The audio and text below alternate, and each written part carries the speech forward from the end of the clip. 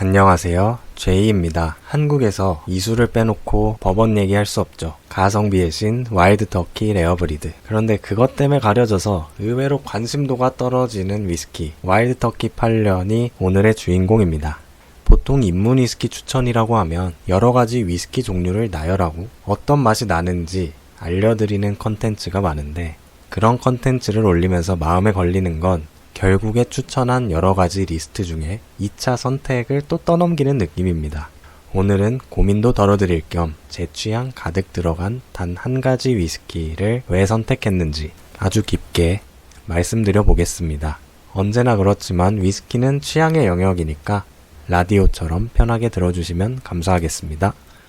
와일드 터키 8년을 고른 첫 번째 이유는 기본은 지킨다. 이게 무슨 말인가 싶으실 텐데, 위스키뿐만 아니라 여러 분야에서 이거 기본이지 하는 말들을 많이들 들으실 수 있는데, 얼핏 듣기로 기본은 쉬운 건가?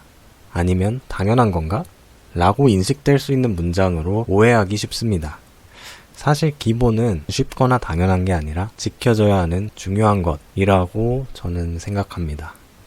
버번 위스키는 숙성할 때 반드시 새로 태운 오크통을 사용합니다. 미국에서 법으로 지정되어 있기 때문에 이를 어기면 버번 위스키라는 이름을 못 붙이는데요. 그래서 스카치 위스키들이랑은 다른 특징들이 튀어나옵니다. 새로 태운 오크통에 넣고 몇 년간 숙성하는 과정에서 나오는 바닐라와 캐러멜 향, 그리고 그 두 맛이 어우러지면서 뽐내는 설탕 태운 듯한 달콤함. 저는 처음 먹을 때 이 맛에 반했습니다. 소주, 맥주만 퍼마시던 제가 입문용 그 스카치 위스키 몇 병 마셨을 때는 맛이 좀 다르긴 한데 그냥 술로 좀 인식이 됐거든요. 버번 위스키는 달달함이 일 끝나고 와서 그 당 떨어졌을 때 초콜릿 먹듯이 하루의 피로를 풀어주는 느낌.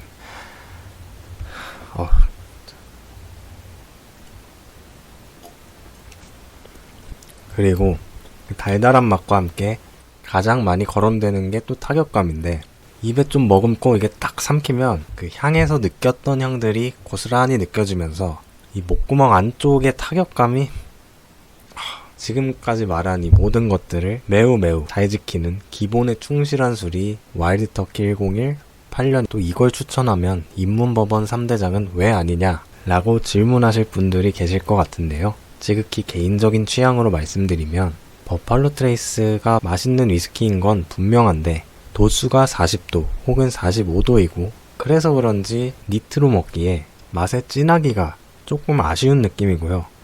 한 단계 윗급인 이글레어 10년을 마셔봐도 그 부분이 좀 해소가 되진 않더라고요. 그리고 부드러움을 강조하는 메이커스 마크는 아세톤 향이 너무 강해서 처음 마실 때 맛을 잘 모르겠더라고요. 물론 에어링이 되면 어느 정도 해결되긴 하지만 첫 기억이 쉽지는 않았습니다. 제가 평가하기에 너무 큰 증류소들의 너무 좋은 위스키인 걸 알고 있고, 저도 사놓고 마시고 있기 때문에 혹시 두 위스키를 좋아하시는 분들 불편하게 들리셨다면 사과드리고요. 상대 비교라서 그런 것을 이해해 주시면 감사드리겠습니다. 두 번째로 버번 위스키 추천. 특히 입문자분들을 겨냥한다면 가격 이야기는 빼놓을 수가 없겠죠. 가성비의 신 레어브리드가 7만원대, 5만원이 넘어가면 입문자 입장에서 심리적으로 부담을 느낄 것 같고요. 와일드 터키 8년은 4만원대로 구입할 수 있는데, 아까 말씀드린 입문 3대장들 모두 가격대는 4만원대로 비슷합니다. 더 저렴한 것 중에 괜찮은 게 없나 찾아봐도 이만한 퍼포먼스를 비슷하게 내는 위스키는 낮은 가격대에선 찾아보기 힘듭니다. 위스키에 어느 정도 빠지게 되면 가장 망각하고 둔감해지는 것이 가격인 것 같습니다. 이게 무슨 얘기냐면 4에서 5만원은 사실 일상생활에서 뭐를 산다고 하면 고민하게 만드는 금액대거든요.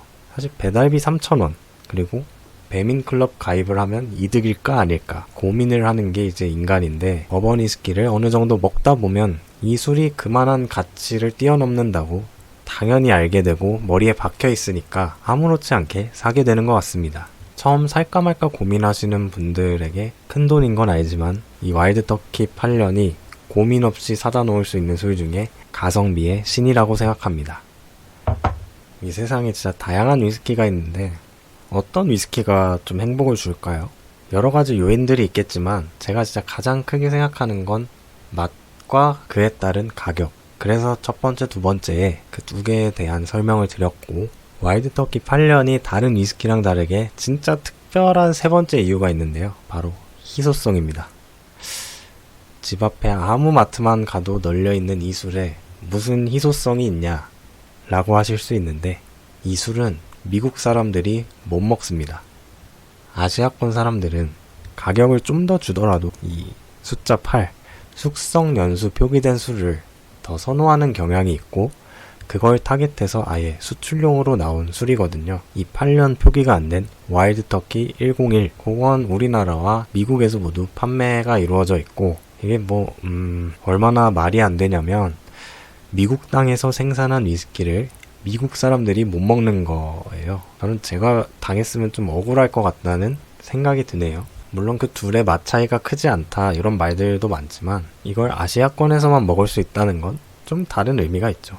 그 아시아권의 희소성으로 완전히 대표적인 게 와일드터키 12년이었지만 최근에 단종 소식 때문에 구하기가 어려워졌죠. 그게 진짜 맛있는데, 최근에 보니까 주류상회비 이벤트를 하는데, 그게 무슨 그 이벤트 당첨이 돼야 99,000원에 살 수 있는 기회를 주시더라고요. 어쩌다 이렇게 됐을까, 쟁여놓을 걸 하는 아쉬운 마음이 들지만, 예전에도 생산이 한번 끊긴 적이 있으니 다시 부활할 것이라고 기대해보고요. 아무튼 우리는 주세법 때문에 위스키 먹기 정말 어려운 나라에 살고 있고, 맛있고 좋은 위스키 구하러 비행기 타는 입장에서 현지인도 못 먹는 위스키를 먹는다는 사실이 어떤 측면에서는 레어브리드보다 기분 좋게 해주는 면도 있다는 생각이 드네요. 이렇게 맛에 가격에 우리가 몰랐던 희소성까지, 사실 좀 오버하는 것 같지만 이쯤 되면 이거보다 맛있을 필요가 있나? 그런 생각도 듭니다. 이 고도수 버번이 주는 매력을 저도 너무 맛있게 느끼고, 그런 걸 먹다가 얘를 먹으면 약간 그 심심한 느낌도 있는데, 사실 되게 자극적이고 달달하고 이런 거는 가끔 질리는 면이 좀 없지 않아 있는데, 가장 담백하게 오랜 기간 즐길 수 있는 위스키인 것 같습니다. 며칠 전 올린 레어브리드 영상 사실 별로 안 보실 줄 알았는데, 제 생각보다 많이 봐주시고 의견도 많이 달아주셔서 감사의 말씀드립니다. 근데 올리자마자 구독자 한 분이 빠져나가시더라고요.